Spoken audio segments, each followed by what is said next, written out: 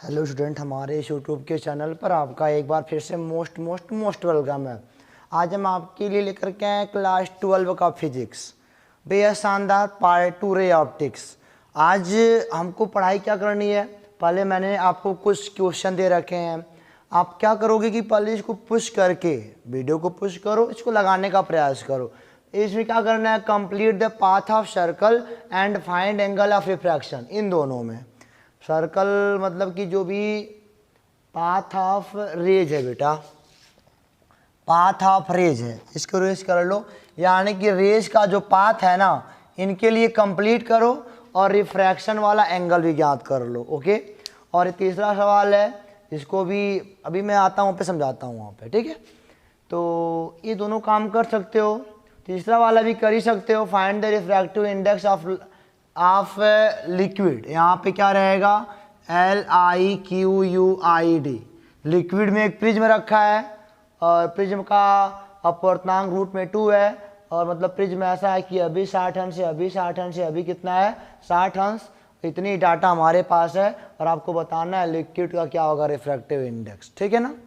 तो ये सब बातें आपको थोड़ा मोड़ा वीडियो पुश करनी चाहिए, तो हमको उम्मीद है कि आप कर रहे होंगे। चलिए, अच्छी बात है, कर लो आप। और हाँ, आज का टॉपिक बेहद इम्पॉर्टेंट इसलिए है क्योंकि हम आपको पढ़ाने वाले हैं सर्कल ऑफ इल्यूमिनेशन। यानी कि अब हम यही देखेंगे कि किसी जल के अंदर या किसी भी मतलब कि ग्लास के अंदर एक लाइट सोर्स रखा है, तो बाहर कितना एरिया हम देख पाएंगे।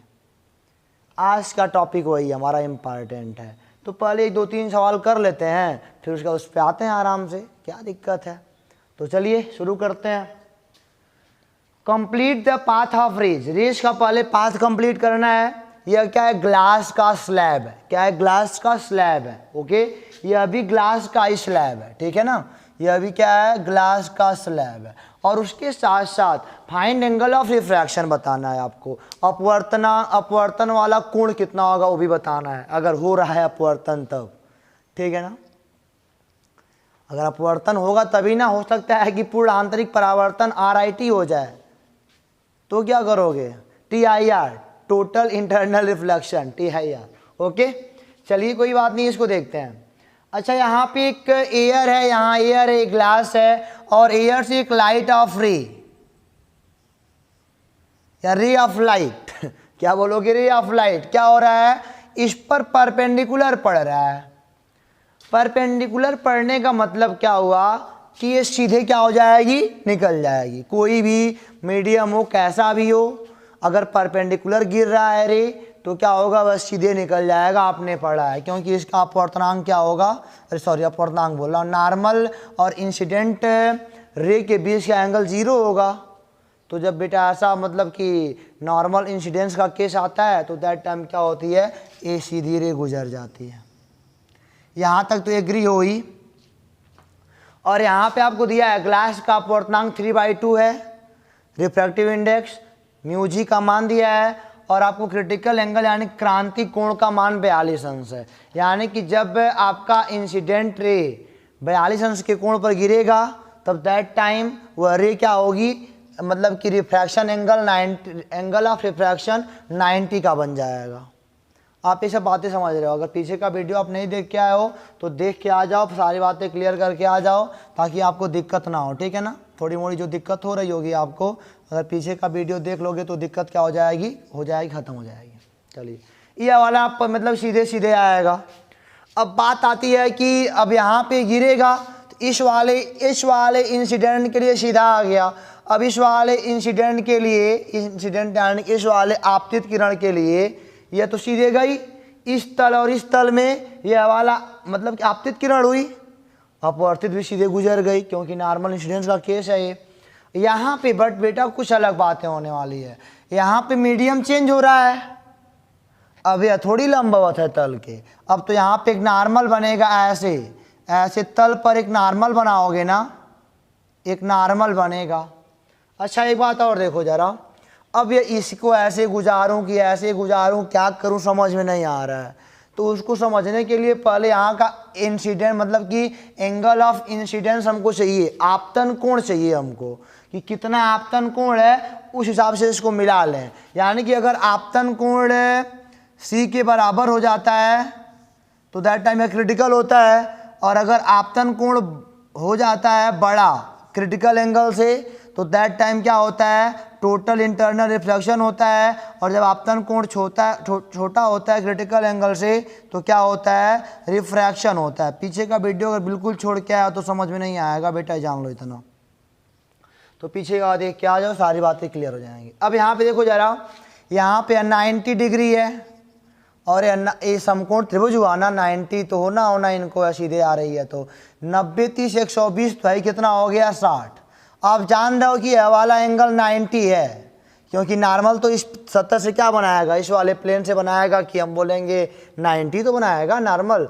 तो यह 60 हो गया, तो यह कितना हो गया 30, यानी कि यह 30 डिग्री है आपतन कोण। अब इसको भूल के आप इसको सोचो, आपतन कोण 30 है और ग्लास और एयर के लिए आपका क्रांति कोण 42 अंश है। यानी कि क्या हुआ, आपतन कोण इनसे कम है, तो बताओ क्या होगा, ये वाला किस आएगा कि ये वाला कि ये वाला। आपतन कोण क्या हुआ, क्रिटिकल एंगल से कम हुआ, तो दैट टाइम कौन सा केस आएगा, अपवर्तन वाला। यानी कि ये वाला अब सघन से विरल में जा रहे हो, एयर क्या होता है, रेयरर होता है, और ग्लास एयर की अपेक्षा क्या होता है, डेंसर होता है। तो आप जान रहे हो कि नॉर्मल से दूर भागोगे। चलो भगा लो, चाहे जहाँ भगा लो। अब ये तो आर का मान तो ज्ञात ही करना है, नॉर्मल और रिफ्रैक्टिव रे के बीच का एंगल आपको ज्ञात करना है। ऐसी भगाने से थोड़ी काम चलेगा, इसीलिए मैंने लिखा फाइंड एंगल ऑफ रिफ्रैक्शन में लिख दिया है। ओके चलिए, अब एंगल ऑफ रिफ्रैक्शन लगाने के लिए हमने पढ़ा है स्नेल लॉ। स्नेल साहब का लॉ क्या कहता है, हमने आपको बताया है, इसका आपतन कोण साइन के साथ गुणे इसका रिफ्रैक्टिव इंडेक्स बराबर इसका अपवर्तन कोण साइन के साथ और गुणे इसका वाला रिफ्रैक्टिव इंडेक्स। यानी कि refractive index of glass multiply by sine 30 degree is equal to refractive index of air multiply by sine angle of refraction. Mu g का मान कितना दिया है, 3/2 दिया है। साइन 30 का मान 1/2 होता है। म्यू एयर का मान तो 1 होता ही होता है, दिया रहे चाहे ना दिया रहे। ये हो गया आपका साइन आर। साइन आर बराबर आपने देखा कि 3/4 आया। कितना आया, 3/4 आया। और यहाँ पे लगभग साइन 43 का, साइन 49 का मान 3/4 लगभग होता है, ठीक है ना। तो यह वाला डिग्री कितना होगा, 49। अब भाई अब जब रिफ्रैक्शन हो रहा है, विरल से सघन से विरल में जा रही है, डेंसर से रेयरर में जा रही है, तो दैट टाइम अपवर्तन कोण क्या होगा, ज़्यादा तो होना दूर भागी नॉर्मल से ना, तो 30 से 49 डिग्री पे होगा। समझ में आ गया ना, पहला वाला तो कंडीशन क्लियर है। चलो अब दूसरे वाले पे आते हैं थोड़ा सा। दूसरा ग्लास स्लैब है। ग्लास स्लैब का अपवर्तनांक फिर मैंने 3/2 लिया है और एयर में ही रखा है। एयर और ग्लास स्लैब के जो मतलब कि क्रिटिकल एंगल है ना इनके बीच का, वह भी फिर 42 अंश है। यानी कि 42 के कोण पर इंसिडेंट मतलब कि क्या होगा, अपवर्तन कोण 90 होगा। मतलब कि 42 अंश के आपतन कोण पर अपवर्तन कोण 90 होगा। मतलब इसमें कोई रे गुजर रही है तब, अभी सब बातें समझ में आती हैं। चलो यहाँ पे फिर बोला मैंने कि 90 पे गिर रहा है यार, इसके परपेंडिकुलर, तल के परपेंडिकुलर रे गिर रही है।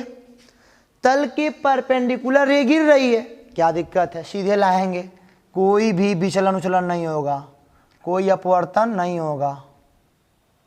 अच्छा, अपवर्तन एक वजह से और होती है, जानते हो, तुम्हारे बुक में लिखा भी होगा कि क्योंकि प्रकाश का वेग अलग अलग माध्यम में अलग अलग होता है, इसलिए भी थोड़ा विचलन हो जाता है। ये सब बातें आप जान रहे होगे। खैर चलिए, अच्छा यहाँ पे आया, लेकर के सीधे आया, क्योंकि 90 पे गिर रहा था, सीधे आ गया।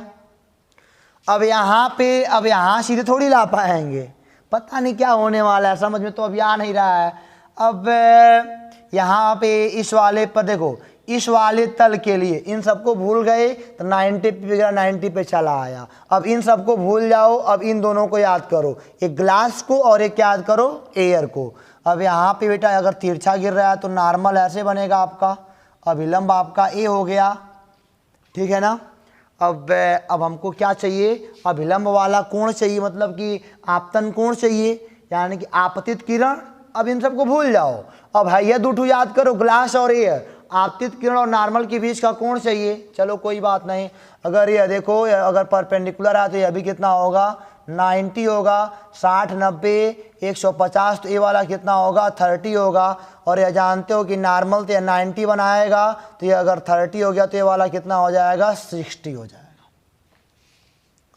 आपतन कोण यहाँ पे 60 आ गया, आपतन कोण का मान कितना आ गया 60 आ गया, और क्रिटिकल 42 है। 42 पे क्या होता कि यहाँ पे भाग आता है, यहाँ पे अगर 42 ले लेते ना, तो अगर ये 42 आता बाई द वे तो ये वाला रे ऐसे गुजर आता। लेकिन अब देखो भाई वाला केस, अब इंसिडेंट एंगल क्या मतलब कि एंगल ऑफ इंसिडेंस क्या हो गया, क्रिटिकल से बड़ा हो गया, तो क्या हो जाएगा पूर्ण आंतरिक परावर्तन तभी पॉसिबल है। तो यहाँ पे क्या होगा, जैसे गया था उतने एंगल पे ऐसे पूर्ण आंतरिक परावर्तन हो गया, यानी कि 60 है तो ये अभी कितना होएगा 60 होएगा। अब इस वाले तल के लिए बात करेंगे। इस वाले तल पे इधर क्या है ग्लास, इधर क्या है एयर है, सब एयर ही है, सराउंडिंग एयर है। यहाँ पे एक नॉर्मल बनेगा, क्या समझे, यहाँ पे क्या बनेगा एक नॉर्मल बनेगा। तो ये हवाला कोण कितना होएगा जी, नहीं पता सर जी कैसे निकालेंगे। तो अगर ये देखो ये लाइन है, लाइन पैरेलल है, ये वाली लाइन और ये वाली पैरेलल है, ये जेड बना रहा है, तो जितना ये होगा उतना ये होगा। ये टोटल 180 होगा, 60 60 120 30 150, बचा कितना 30। अगर यह 30 है तो वही वाला अल्टरनेट एंगल 30 हो जाएगा। अब की बार कितना हो गया आपका, यहाँ पे देख रहे हो कि आपतन, अब इन सबको भूल जाओ, इन दोनों को याद करो। आपतन कोण 30 है, क्रिटिकल कितना है 42 है। अब देखो आपतन कोण का मान क्रिटिकल से कम है तो दैट टाइम रिफ्रैक्शन होगा, यानी कि यहाँ पे अपवर्तन होगा। और सघन से आप बिरल में आ रहे हो, ग्लास से एयर में आ रहे हो, तो थोड़ा दूर भाग जाओगे आप ऐसे। यही वाला बेटा हमारा मिलेगा आर, वही हमको ज्ञात करना है। फिर वही बात हम करेंगे, स्नेल का लॉ लगाएंगे। स्नेल साहब का जब लॉ लगाओगे ना, स्नेल्स लॉ, तो क्या पाओगे, इसका वाला अपवर्तनांक गुणे इसके आपतन कोण के साथ साइन ले लो, बराबर इसका वाला अपवर्तनांक एयर का गुणे इसके मतलब कि रिफ्रैक्शन एंगल के साथ साइन ले लो आप। इसका मान 3/2 दिया है, साइन 30 का मान 1/2, 1 गुणे साइन आर। फिर वही केस आ गया, साइन आर बराबर 3/4 आएगा, आर का मान फिर लगभग 49 अंश आएगा। ये कितना होगा 49 आएगा। तो अगर आपको सारे लॉजिक पते हैं तो आपको कोई दिक्कत नहीं होनी है, और अगर नहीं पता है तो तमाम दिक्कतें आएंगी। जो शुरू से वीडियो देखते आ रहे हैं उनके लिए कोई दिक्कत नहीं है, सब समझ रहे हैं, और जो नहीं देख रहे हैं उनके लिए काफ़ी दिक्कतें होंगी। चलो यहाँ पे आओ, find the refractive index of liquid. यहाँ पे लिक्विड का बताना है रिफ्रैक्टिव इंडेक्स, और सारा डाटा इसी में है। क्या दिया, एक प्रिज्म है, लिक्विड में रखा है प्रिज्म हमारा, ओके, और 60 डिग्री मतलब कि एक इक्विलैटरल ट्रायंगल कर सकते हो कि समबाहु त्रिभुज है। यहाँ पे एक रे ऐसे मतलब कि इस वाले तल पर परपेंडिकुलर गिरती है, और ये परपेंडिकुलर गिरने का मतलब सीधे आ जाएगी, ये तो कंफर्म है कि सीधे आएगी। और उसके बाद इसको पकड़ के ना ऐसे सीधे चली आ रही है, ऐसे सीधे चली आ रही है। और एक बात आपको दिया है कि जो प्रिज्म है ना, इसका आपको रिफ्रैक्टिव इंडेक्स यानी कि अपवर्तनांक रूट में 2 दिया है, तो आपको बताना है कि लिक्विड का कितना होगा रिफ्रैक्टिव इंडेक्स। चलो कोई बात नहीं, डाटा बटोरते हैं। डाटा बटोरने का हम क्या मतलब, देखो जरा, अगर यहाँ पे 90 पे आता है, 90 से चले आएगा। अब इस वाले तल के लिए और इस वाले रे के सबको भूल जाओ, इस वाले तल पे वाली रे से गिर रही है, ये वाला आपतन बिंदु बनेगा, तो इस पर एक तल की परपेंडिकुलर लाइन बनाओगे, नॉर्मल जिसे कहते हो नॉर्मल। अरे भाई नॉर्मल आपने कई बार बनाया है, ये ऐसे था, ऐसे रे अगर आ रही थी तो यहाँ पे आपतन बिंदु बनता था, तो यही नॉर्मल होता था, इस वाले तल के लंबवतन होता था, तो इस वाले तल के लंबवत एक नॉर्मल बन गया। चलिए कोई बात नहीं है, कोई बात नहीं है। चलो देखो जरा, अगर ये 90 होगा तो ये अभी 90 होगा, थोड़ा मोड़ा फिगर हमारा उल्टा पुल्टा बन सकता है, थोड़ा ध्यान देना, ये अभी 90 होगा। चलिए, और अगर ये 90 होगा, अब देखो जरा, ये 90 और ये 60 कितना हो गया 150, तो इतने यहाँ पे कितना बचा 30 डिग्री बचा, यानी कि यह 30 हो गया। यह थोड़ी आपतन कोण है, आपतन कोण तो नॉर्मल और आपतित किरण के बीच बनता है, तो हाई वाला कितना हो जाएगा पूरा, जानते हो नॉर्मल और तल के बीच 90 बनता है, तो 30 वाला कितना हो गया 60 हो गया। यानी कि आपको पता क्या चल रहा है कि यहाँ पे आपतन कोण जब 60 है तो दैट टाइम ये देखो रिफ्रैक्शन वाला एंगल देखो, आपतन कोण 60 हो गया तो रिफ्रैक्शन वाला एंगल कितना हो गया 90 हो गया यार। अब रिफ्रैक्शन का 90 का मतलब क्या, यह तो खेल हो गया बढ़िया सा, किस चीज का, क्रिटिकल एंगल का। तो क्रिटिकल एंगल है तो 60 अंश क्रिटिकल एंगल है।